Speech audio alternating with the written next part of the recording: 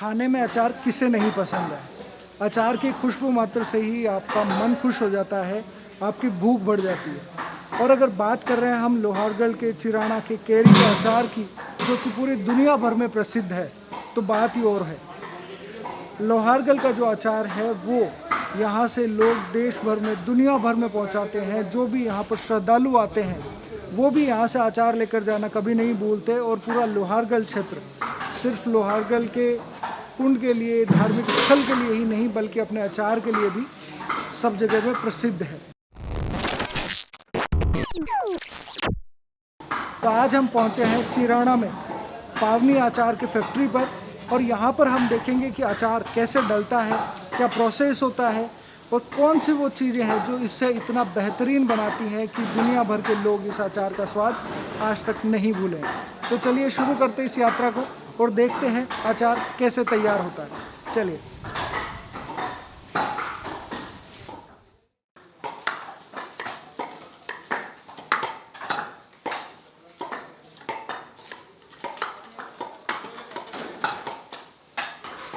तो अभी हम उस जगह पर हैं जहाँ पर केरी को काटा जा रहा है अचार को डालने के लिए, और हमें बताया गया है कि यहाँ पर हर दिन लगभग 500 किलो अचार तैयार होता है।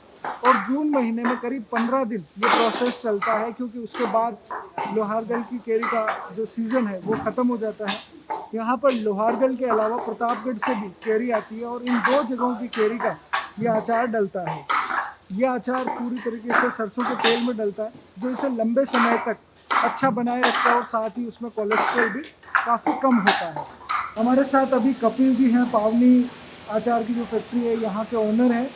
और कपिल जी हमें बताएंगे कि अभी हम जिस जगह पर है यहाँ पर बेसिकली कौन सा प्रोसेस है जो किया जा रहा है। कपिल जी आप बताएं। ये जैसे अभी सरसों का तेल गर्म हो रहा है, गर्म होने के बाद में जैसे अपने इसको तैयार करके कढ़ाई में डालेगा।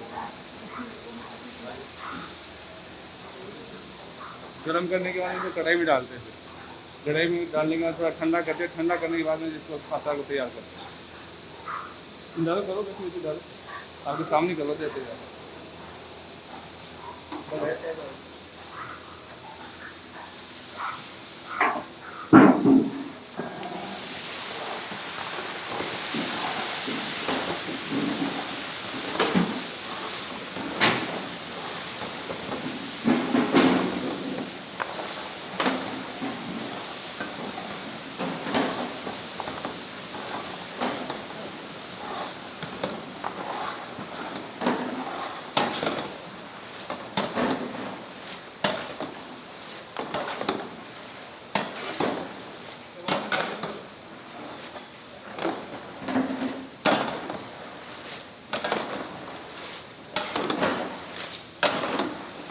यहाँ पर ये देखना बहुत ही कमाल है कि किस तरीके से अचार में छौंकन दिया जा रहा है। एक साथ बहुत सारे गरम तेल में आप लगातार आप मसाले भी डाल रहे हैं, साथ में आप केरी भी डाल रहे हैं उसमें, और इतनी बड़ी कढ़ाई में इस तरीके से अचार मैं पहली बार देख रहा हूँ डालते हुए। और काफ़ी कमाल है कि किस तरीके से इसमें मसाले डाले जा रहे हैं, और इसे लगातार आपको हिलाना भी होता है ताकि वो प्रोसेस जो है वो कंप्लीट हो जाए।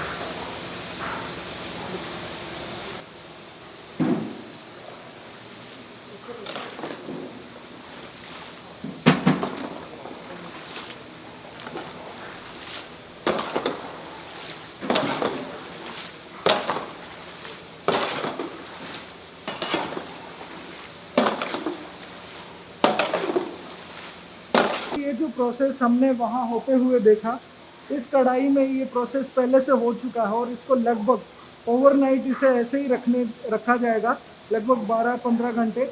और उसके बाद में इसे पैकिंग के लिए पीछे कारखाने के दूसरे हिस्से में ले जाया जाता है, जहाँ इसे बड़े टिन में, पीपों में या छोटे छोटे बर्तनों में और प्लास्टिक के डिब्बों में पैक किया जाता है, जहाँ से ये बाज़ार में आपके घरों तक पहुँचने के लिए तैयार हो जाता है।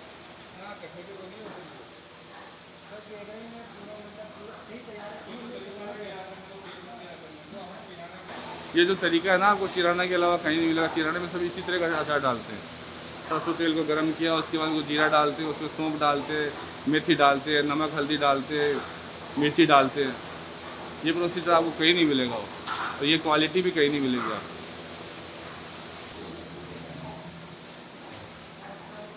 ये यहाँ पर कुछ कढ़ाई है जिनमें पहले से ही ऐसे अचार डाल के उसे रखा हुआ है, इसे ढक दिया गया है ताकि ये साफ़ सुथरा रहे।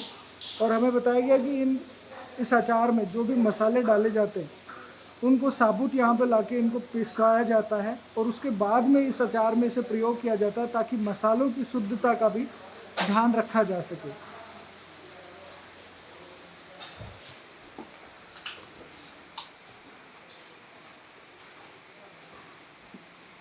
अभी हम उस स्पेस में आ गए हैं जहाँ पे अचार को पैक किया जाता है। आप यहाँ देख सकते हैं कि बहुत सारे अलग अलग साइज़ के कंटेनर यहाँ पर रखे हुए हैं और उनमें यहाँ के जो कर्मचारी हैं उनके द्वारा उनको तोल कर पैक किया जाता है। और पैकिंग के समय कुछ ध्यान रखने वाली अगर चीज़ें हैं तो वो हम कपिल जी से जानना चाहेंगे। कपिल जी, आप बताएं, जैसे मतलब अचार को पैक करते हैं तो हम किस तरीके से करते हैं, किन चीज़ों का हम ध्यान रखते हैं जब इस अचार को हम पैक करते हैं? इस सफाई का सबसे पहले ध्यान रखना पड़ता है इसके अंदर, तो खाने की चीज़ें रहती नहीं है तो सब तुरंत पैकिंग होगी, पैकिंग के समय साथ में पैक हो जाएगा, ढक्कन वगैरह सब अभी लगवा देंगे, कल तक नहीं रखते इसे। और ये अचार जैसे अभी अपन ने डाल दिया तो ये कितने समय तक चल सकता है? 1 साल। 1 साल तक। 1 साल तक हाँ, इसका इसमें तेल होना चाहिए ऊपर, अगर तेल खराब नहीं होगा तो ख़राब हो जाए। हम लोग केमिकल नहीं डालते इसमें, जो केमिकल डालते हैं उसमें तेल की ज़रूरत नहीं पड़ती है। अगर तेल पे डाले तो इसमें ना आपको तेल ऊपर रखना ही पड़ेगा, तेल नहीं रखोगे तो ये 15 दिन में ख़राब हो जाएगा।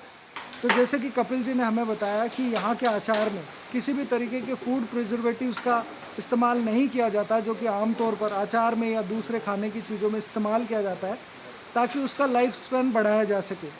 लेकिन यहाँ पर सिर्फ सरसों के तेल को ही इस्तेमाल किया जाता है और वो लगभग 1 साल तक चलता है अचार।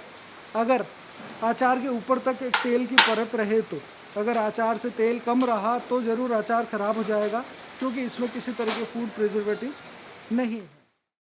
तो ये थी आचार यात्रा जिसमें हमने देखा कि किस तरीके से चिराना का फेमस आचार यहाँ पे डाला जाता है, किस तरीके से उसकी तैयारी होती है और कैसे उसे पैक किया जाता है। साथ ही मैं आपको ये भी बता दूं कि यहाँ पर सिर्फ ऐसा नहीं है कि सिर्फ केरी का अचार डलता है।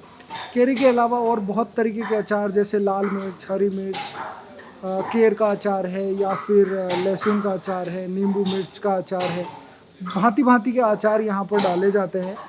और इसके साथ ही मैं ये भी बता दूं कि जब भी कोई बिज़नेस या कोई ऐसी चीज़ें होती है जो बहुत ज़्यादा फेमस होती है तो फिर उनकी डुप्लीकेसी बहुत आसान हो जाती है। जब आप बाज़ार में जाते हैं तो आपको उसी नाम से बहुत सारी फेक चीज़ें, फेक प्रोडक्ट्स भी आपको बेचे जाते हैं। तो लोहारगल और चिराना का जो फेमस अचार है वो भी इस डुप्लीकेसी से अछूता नहीं है। आप जाकर देखेंगे तो बहुत सारी दुकानों पर, बहुत सारे लोगों के यहाँ पर आपको इस तरीके की प्रोडक्ट्स मिलेंगे जो आपको लोहारगल और चिराना की केरी के नाम पे बेचे जाते हैं, लेकिन उनका वो टेस्ट नहीं होता है। वो असल में यहाँ की केरी नहीं होती है, क्योंकि यहाँ की केरी का जो उत्पादन है वो सीमित है, लेकिन ख़रीदने वालों की संख्या असीमित है, इसलिए वो डुप्लीकेसी होती है। तो आपको उससे भी बचना चाहिए। अगर आप चिराना और लोहारगल का यही जो ओरिजिनल स्वाद है उसे अगर आप ख़रीदना चाहते हैं अचार के रूप में, तो आपकी स्क्रीन पर एड्रेस दिया गया, फ़ोन नंबर दिया गया, आप यहाँ से इस अचार को ख़रीद सकते हैं। मैं आपको ये भी बता दूँ कि पावनी अचार जो है वो सीकर के अलावा और बहुत सारी जगहों पर एक्सपोर्ट किया जाता है, जैसे लक्ष्मणगढ़ हो गया, जयपुर हो गया, सरदार शहर हो गया, यहाँ तक कि राजस्थान के बाहर भी यह अचार जाता है। तो अगर आपको भी अचार पसंद हो या कोई अचार की रेसिपी है जो आप हमारे साथ शेयर करना चाहें तो आप कमेंट में ज़रूर लिखें।